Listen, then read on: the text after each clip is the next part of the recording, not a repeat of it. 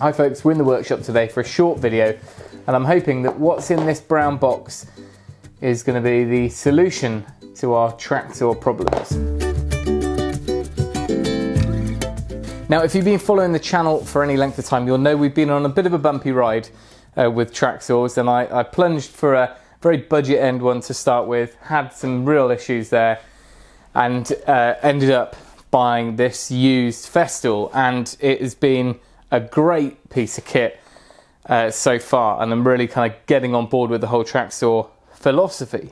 Now, the issue that I was facing, or still am facing, is that when we're using it on our track, the fact that it's a mains powered machine is one thing, so we've got this cord to deal with, but also the fact that our vacuum hose is a standard sort of serrated coiled type finish to it.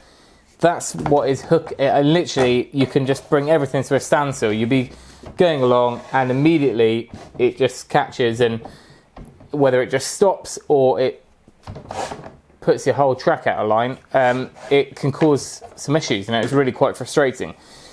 So when I looked into it, I looked into the Festool hoses, and they are built in a way that they don't snag. But then on that search, I came across this kit, which is a hose wrap kit. It may be common practice, but I thought it was quite clever. So we're going to give it a go. And if it's any good, I will, of course, stick a link down below. Now, you can buy them in vibrant green if you really want to stay on brand with your Festool gear, but this is just going to be on our general workshop vacuum, so it's the black is fine, and it's actually cheaper. And the mesh type material, it's a bit like those things you got as a kid, those finger traps, if you know what I mean. Maybe not, maybe that's a flashback to the 90s. Now, it's 3.5 meters long, so it should be enough for the bulk of the hose. Not quite sure if there's a method to this or not, but the other benefit is that if you do use the Festool tools, which have a detachable lead, is it plug it, something like that, so your actual mains cable comes off the tool, and I guess it's the same for all the tools, you can actually wrap that in here at the same time.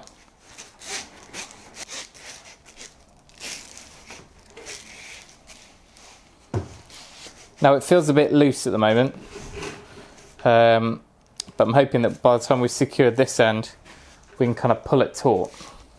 Let's get a bit of slack back to this end and just cut off that frayed bit.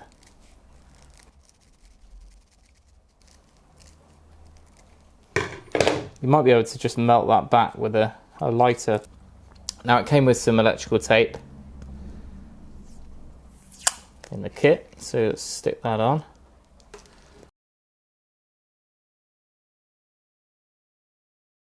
Right, let's work it along until it's taut.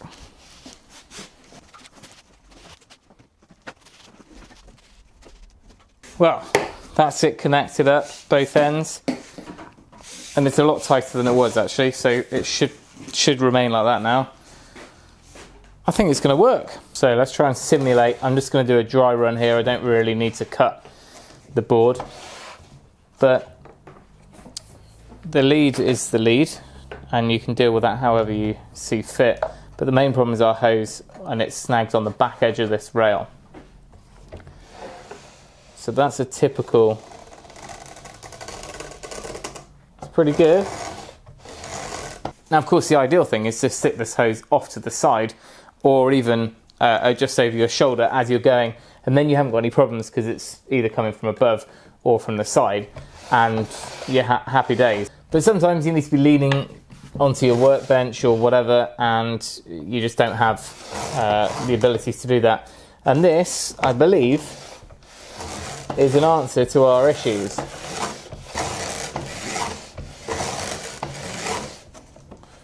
Just try and snag it on the corner, see if it'll actually... Not even snagging it in the slightest.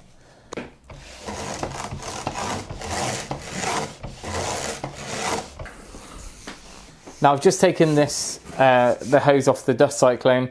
So we've got a bare section of hose, and then it switches over to the hose wrap section. So it might be quite a good chance to see how it works on the track. Now, of course, this won't actually fit onto the saw, so we'll just simulate it. I can really feel it. It's really holding and jolting the saw as it goes. And you can imagine if you haven't got your other hand holding the track or a clamp on the track, as you push along, it's actually the resistance of this is pushing the track along. Whereas if I didn't have that on there, the saw would slide and the track wouldn't move. If we move up from that to the hose wrap section,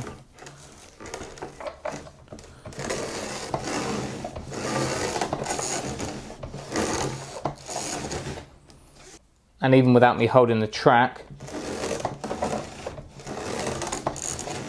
there's not enough resistance there to move the track off its mark.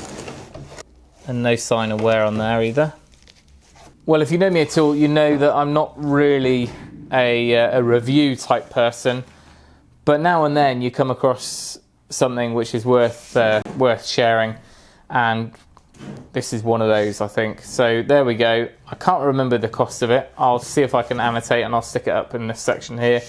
But it was certainly cheaper than buying a non-snagging hose.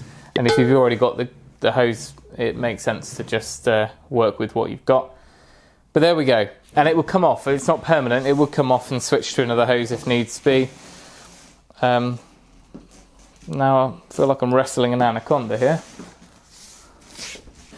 Now, dust extraction is something I want to look at, especially once we've built the new workshop. But even short term, I want to look at getting something that's got a little bit more oomph, because when I'm using the thickness planer, while we have got the volume using that Cyclone and the huge barrel underneath, we really haven't got the power from my little wet dry shop vac type little vacuum. It's great, don't get me wrong. It's a little Erlex unit. I bought it second hand, and it's been chugging away forever. However, a more dedicated machine is probably on the cards. Anyway, that was a bit of a long-winded way of saying if your hose is snagging, then wrap it. Link for this down below. I'll see if I can find the green one as well, just in case you really do like the Flavour Festal. And that's it. Hopefully more workshop videos coming in the future. But thanks for watching. Remember, if you can, do it yourself, and we'll see you next time.